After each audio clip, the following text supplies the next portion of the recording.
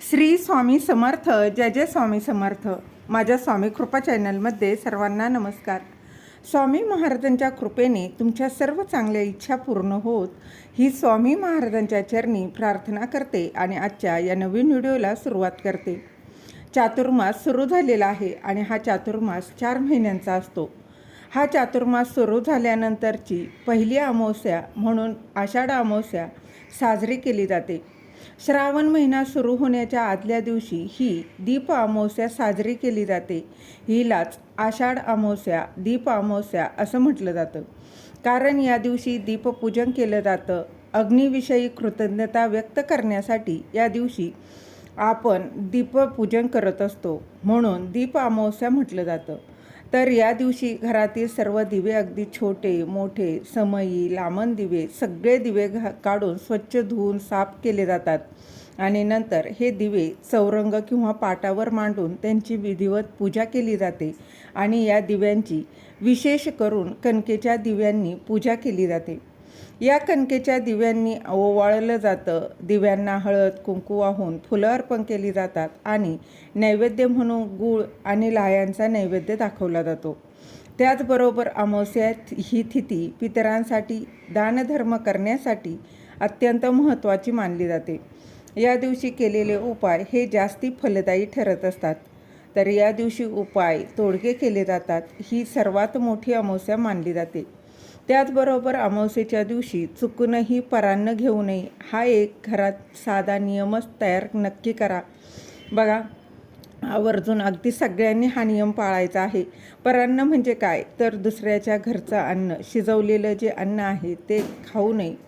त्यातल्या त्यात ही आषाढ अमावस्या आपल्या पितरांसाठी तर्पणविधी, दानधर्मविधी, गंगास्नान करण्यासाठी अत्यंत महत्त्वाची आणि प्रभावी मानली जाते.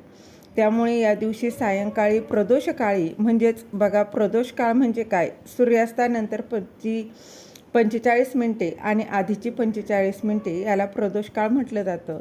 या प्रदोष काळात आपल्या पितरांसाठी एक दिवा लावायचा आहे. हा दिवा लावल्यानं यमसदनी जाणाऱ्या पितरांना प्रकाशाची वाट मिळते आणि त्याचबरोबर दिव्याजवळ येणारे जे किडे असतील, मुंग्या जे आहेत, तर ते कण खाऊन तृप्त होतात, म्हणून ते एक प्रकारचं अन्नदान देखील म्हटलं जातं. तर अशा प्रकारचा दिवा वेगवेगळ्या भागात वेगवेगळ्या पद्धतीने पितरांसाठी लावला जातो. पण त्यातील एक साधी सोपी पद्धत मी तुमच्यासोबत शेअर करणार आहे, जेणेकरून सर्वांना शक्य होईल. त्याचबरोबर अशा प्रकारचा दिवा तुम्ही पितृपक्षात देखील अगदी रोज तुम्ही लावू शकता. यानं खूप फरक पडतो. जर तुम्हाला काही पितृदोषाचा त्रास होत असेल, तुमच्या घरातील कुठलीही शुभकार्य होत नसतील, तसेच घरातील मुलगा असो किंवा मुलगी यांचं लग्न जमत नसेल, बघा काही ना काही समस्या येत असतील, घरातील सततचं आजारपण, व्यसनीपणा असते काही जर असेल, तर सर्व काही उपाय करून तो काही केल्या फरक पडत नसेल, संतान प्राप्तीसाठी काही प्रॉब्लेम येत असतील, स्वतःचं घर होत नसेल, तर या येणाऱ्या आषाढ अमावस्येला, त्याचबरोबर प्रत्येक महिन्यातील अमावस्येला असा हा उपाय केला तर त्याचा अतिशय चांगला परिणाम आपल्याला पाहायला मिळतो. तर बघा, या दिवशी कणकेचा एक दिवा तयार करायचा आहे. हे लक्षात घ्या की या दिव्यांच्या पूजेसाठी बघा बनवलेले दिवे घ्यायचे नाही. म्हणजे काय, आपण जे ओवाळ्याला दिवे बनवणार आहेत ते दिवे घ्यायचे नाही. हा सेपरेट दिवा बनवायचा आहे. यासाठी वेगळा दिवा तयार करून घ्यायचा. यासाठी लागणारी कणिकही वेगळी घ्यायची आहे, कारण हा पितरांसाठी दिवा करत आहोत. एकच दिवा करायचा आहे, त्यामध्ये काहीही टाकायचं नाही. त्यानंतर तुम्ही 4 मुखी केला किंवा 1 मुखी केला, हा दिवा तयार केला तरीही चालणार आहे. तुम्हाला जसं जमेल तसा तयार करून घ्या.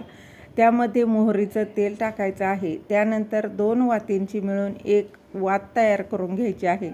नंतर हा दिवा तुमच्या मेन दरवाजा म्हणजेच मुख्य दरवाजाच्या बाहेरील बाजूनं म्हणजेच आपल्या उजव्या बाजूला हा दिवा एखाद्या बघा छोट्या कागदावर किंवा पुठ्ठ्याचा तुकडा घ्या, त्याच्यावर ठेवायचा आहे. दक्षिणेकडे करून हा दिवा तुम्हाला लावायचा आहे.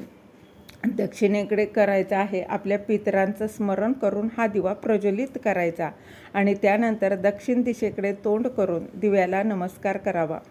पितरांना बघा स्मरण करून नमस्कार करायचा आणि आपल्या नित्यसेवेच्या पुस्तकात पितृस्तुती आहे, ते देखील तुम्ही पठण करू शकता.